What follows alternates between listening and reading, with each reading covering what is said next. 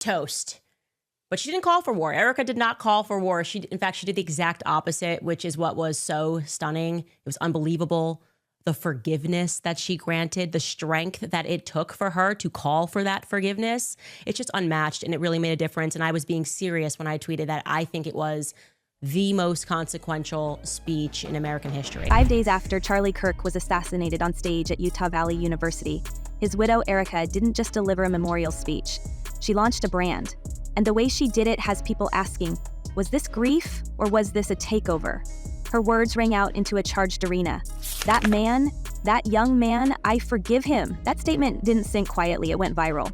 But not for the raw emotion we might expect. Instead, people said it sounded rehearsed, almost calibrated. A retired detective, after 28 years of reading faces and crowds, told insiders he could tell she wasn't genuinely upset.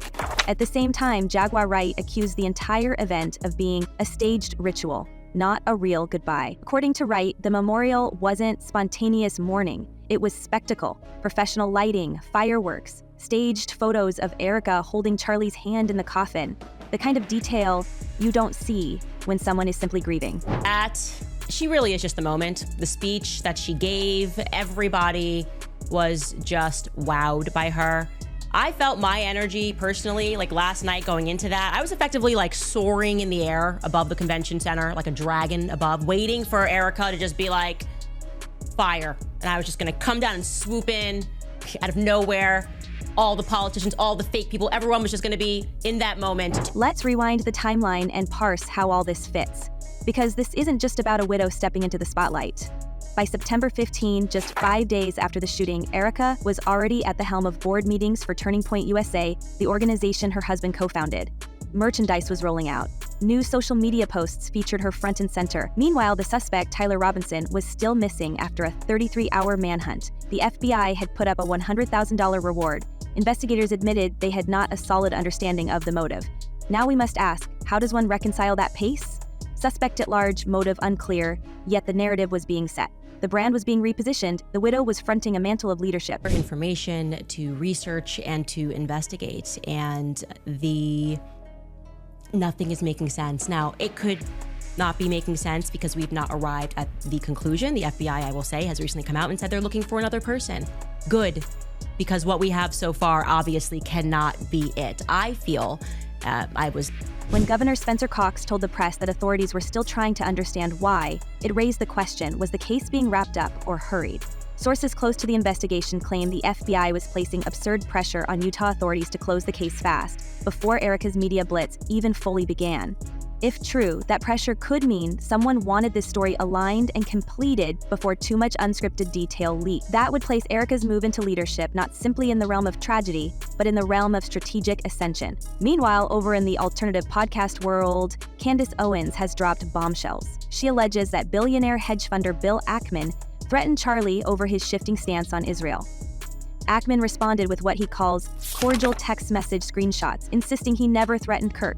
But the very existence of private texts did little to dispel suspicion. So behind Erica's public act of forgiveness, another former insider was accusing billionaires of intimidation, leverage, and control. Coincidence? Or was Erica's performance meant to distract from something far bigger? The event that most would have expected to be the rawest moment of grief, a spouse, a husband shot mid-speech, a stunned widow, was in fact the beginning of a narrative. We can see the lines. The speech, the brand switch, the timing of the leadership takeover. The memorial wasn't just about saying goodbye, it might have been about saying hello to something new.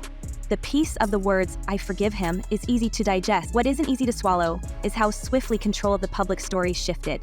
Erica moved fast, too fast. Like the more they keep looking into it, the more they're like, this doesn't feel like a real, it feels super fabricated. But here's the thing, just like I was talking about when people are arguing on social media, it's all part of the plan. If you want... One day, September 10, 2025, Charlie was speaking at the American Comeback Tour event on campus, and minutes later, he was fatally shot, an assassination that sent shockwaves through the conservative youth network. On September 15, while the system was still picking through motive and manhunt, Erica was already operational.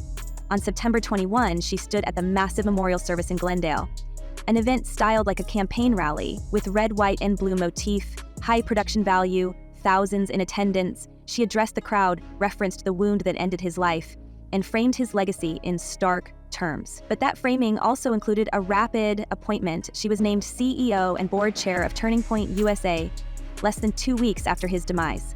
That kind of transition is unusual, even in the most prepared of organizations. You're telling me that this kid who's not military trained, this guy, first of all, how did he get to the roof? How come nobody was looking? How come nobody was like, there's a direct line of sight between where he's sitting and those roofs? You guys didn't check? You don't have a drone? Like, that's insane.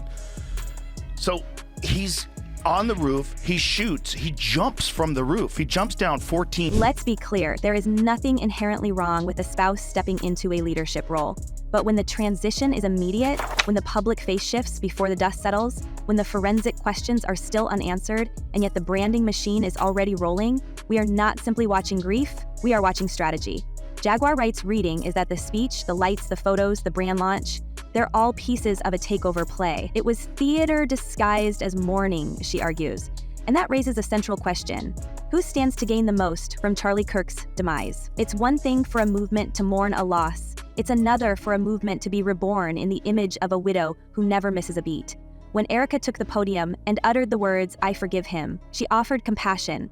But when she the next day rolled out a new merchandising line and called for supporters to pick up where her husband left off, we shifted into a different register. And while media outlets and social media hubs were focused on the heartfelt moment, the real story was quietly unfolding behind the scenes.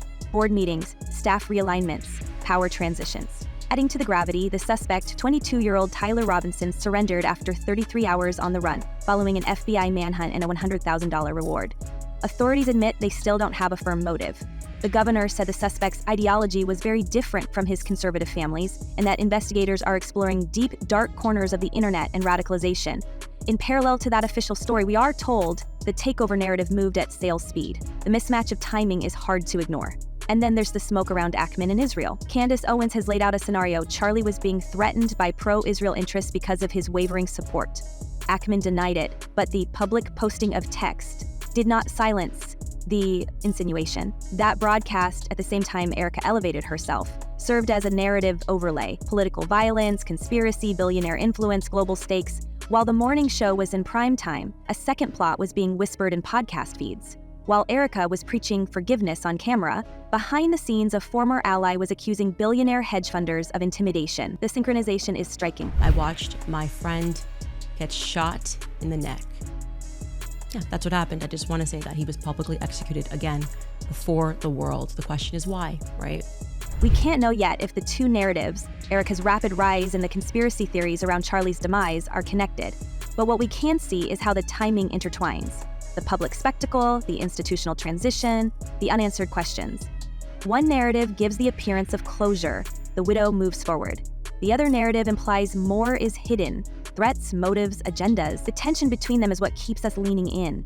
If everything went according to plan, the story would have been tragic event, collective grief, investigation, resolution. Instead, we got tragic event, power shift, spectacle, still open motive, conspiratorial murmurs.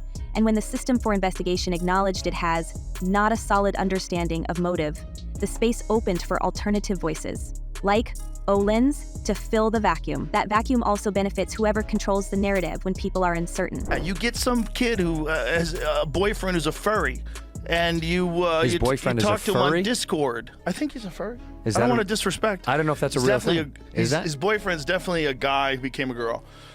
And wears furry stuff. I think they do furry or furry games, excuse me. Erica's public demeanor is also generating scrutiny.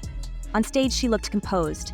Hair and makeup perfect, speech flowing, camera ready. There were no visible signs to many observers of raw grief, no red eyes, no voice cracking, no hesitation. The retired detective's analysis said she wasn't upset. That doesn't mean she is cold. It might mean the moment was heavily rehearsed, the production polished, the messaging controlled. In a normal grieving cycle, especially after a spouse's assassination, individuals rarely pivot within days to organizational leadership while simultaneously addressing national media. This is not typical.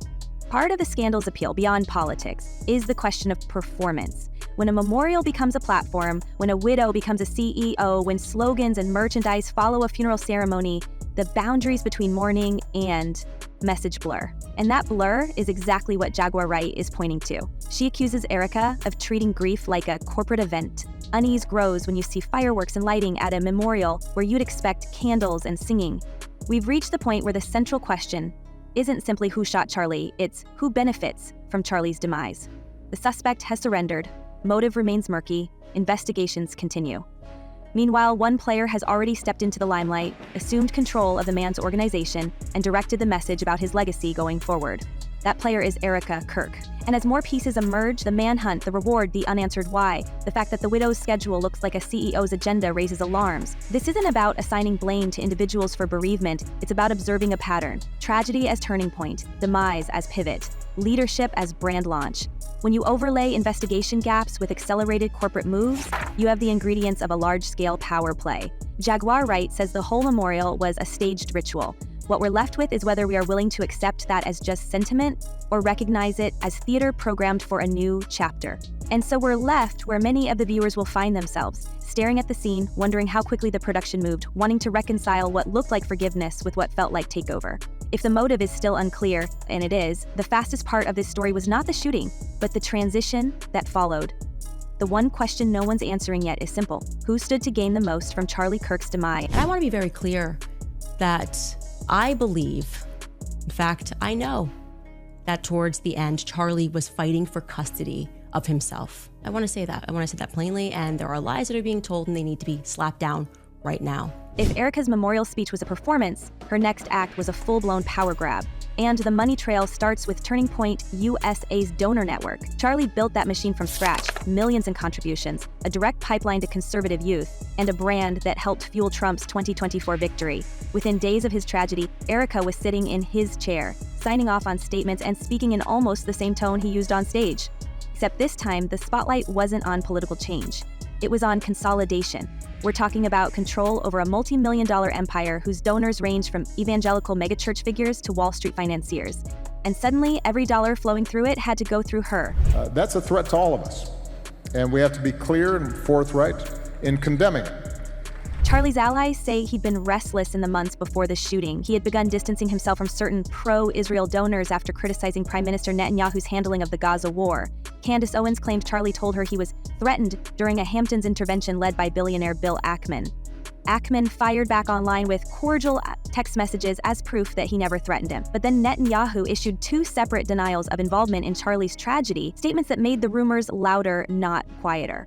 The timing of those denials, right as Erica took control of Turning Point's board, felt almost choreographed, as though each new public statement was keeping pace with her rise. Turning Point was always more than a nonprofit, it was a brand built on loyalty and fearlessness. When Charlie spoke, campuses filled with fans waving American flags. When Erica spoke after him, she inherited not just his audience, but his narrative power. Within a week, she was photographed in boardrooms, shaking hands, approving contracts. Within 2, Turning Point's website had been updated with a new logo, Kirk Legacy, and a line of merchandise featuring her initial. The organization that once revolved around Charlie's fiery charisma had been rebranded around his widow's sanctified grief. The transition wasn't just fast, it was surgical. As whether or not he's even the guy who shot him. Maybe he thought he was going to shoot him. Maybe he's a patsy. Maybe he did it. I feel like he's a plant. Did you see the video? Did you see the person doing the investigating on his mom's Facebook? No. You haven't seen this? Have you seen that, Jamie? Some dude online. His mom's got a weird Facebook. I It's spilled coffee. very trippy. It doesn't make any sense. Meanwhile, the official investigation crawled. The FBI released only a few seconds of surveillance footage from the Utah campus, grainy, distant, impossible to confirm. Multiple cameras had been installed around the venue, yet the only angle shown to the public came from a blurry roof shot. The suspect, 22-year-old Tyler Robinson, surrendered without explanation after a 33-hour manhunt. His rifle casings were found marked with strange memes and anti-fascist slogans, more like online jokes than the signature of a trained assassin. Officials said the motive remained unclear. Governor Cox repeated that investigators had not a solid understanding. That ambiguity, combined with Erica's swift consolidation of power, fed the idea that the investigation was being controlled rather than conducted. Erica didn't just inherit Charlie's organization, she remade it. She launched a legacy fund, a campaign promising to protect the values Charlie gave his life for. But insiders told reporters that the campaign's financial structure redirected most of its proceeds into a new private entity under Erica's management. While prosecutors sorted evidence and the public waited for answers, she toured major media outlets, giving interviews that blended scripture with strategy. Her tone was serene, rehearsed, almost presidential. It was grief packaged for prime time, and audiences couldn't decide if they were watching courage or choreography. The optics were uncanny. As podcasts on both sides of the political spectrum speculated about secret deals and global conspiracies, Erica stood in front of cameras and declared peace. It was the perfect counter-image. While others shouted chaos, she projected calm. But some former staffers saw that calm as control. One ex-assistant said she had a full rebranding plan in draft weeks before the shooting. Mock-ups, slogans, rollout schedules. If that's true, then the widow's rise wasn't spontaneous grief. It was the execution of a prepared strategy. And I think Obama's lying about saying, oh, I really didn't know him. You know exactly who the... By late September, Turning Point's board roster had been quietly rearranged. Several longtime executives loyal to Charlie were removed or reassigned. In their place appeared new advisors with strong ties to the same donor circles Charlie had clashed with. It's a subtle shift, but a powerful one. The organization that once sparred with elites was now taking their calls. And when Candace Owens mentioned billionaires with influence who wanted Charlie out of the way, social media exploded. Her comments might have sounded wild, but the financial patterns were already changing. Well, we are certainly at an inflection point, not just around political violence, but there are a host of larger trends that we have to be concerned about. We can't ignore the psychology here. Grief makes people do strange things, but Erica's composure looked more like preparation. She spoke of destiny, of divine timing, of completing her husband's mission as if she'd already accepted the role long before tragedy struck. To her supporters, that's strength. To her critics, it's performance. Either way, her actions tightened her grip on the very empire her husband had built and perhaps alienated the same power brokers he had challenged. Every public statement, every brand launch, every smiling appearance next to new donors seems to carry an undertone. Was she defending Charlie's vision or rewriting it? The rebranded Turning Point has leaned harder into faith-driven messaging, mirroring the evangelical revivalism now dominating conservative media. That shift aligns perfectly with the donors Charlie once resisted, which makes the whole thing feel less like continuity and more like correction. If his demise cleared the stage, her leadership filled it with a message more palatable to those who sign the checks. The fallout from Charlie Kirk's has spread to the workplace. People are getting fired for comments that seem to celebrate or glorify the assassination of the MAGA activist and father of 2 young children. At this point, the coincidences pile up like dominoes. A rushed investigation, an unclear motive, billionaires under scrutiny, and a widow turning tragedy into triumph. We know Erica moved fast. We know the case was handled with unusual urgency. We know powerful people had motives, financial or otherwise, to silence Charlie's dissent. But one question keeps echoing through every rumor thread and back-channel message. If this was all a performance, who wrote the script? And what happens when the curtain falls? So what do we believe? Was Erica the grieving widow who found strength in faith, or a strategist who seized an empire in its most vulnerable hour? The truth might sit somewhere between the two, hidden behind boardroom doors and uncut footage. Tell us what you think. Was it fate, or was it design? Until we know, we'll be watching the stage, because in this story, the spotlight never really turns off. Stay curious, stay skeptical, and we'll see you in the next one.